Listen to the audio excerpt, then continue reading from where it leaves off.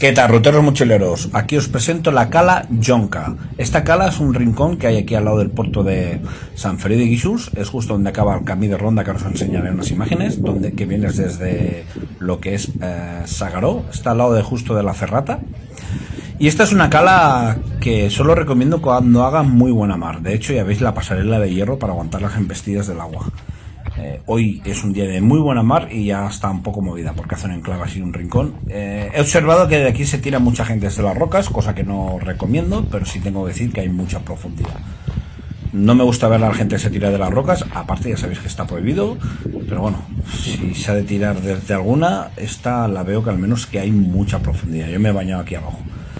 Así que nada, ahora os enseñaré un poquito. Esta pasarela va a parar al camí de ronda que viene desde S'Agaró. Esta es vista aérea. Aquí ya estoy grabando desde lo que es el camí de ronda. A la derecha vais a ver el puerto de Sant Feliu de Guíxols, y al fondo de todo la montañita, ahí está la ermita Sant Elm, que me dirijo hacia allí.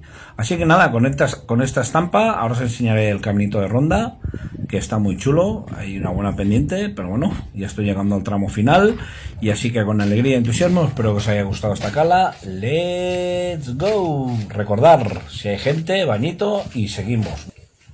Y aprovecho a saludar a unas chicas muy simpáticas que he conocido y que les he dicho que iba a hacer una foto y que por favor no enseñaran todos sus encantos. Y así ha sido. Así que desde aquí os mando un gran saludo y espero os haya gustado la foto que os he enviado. ¡Let's go!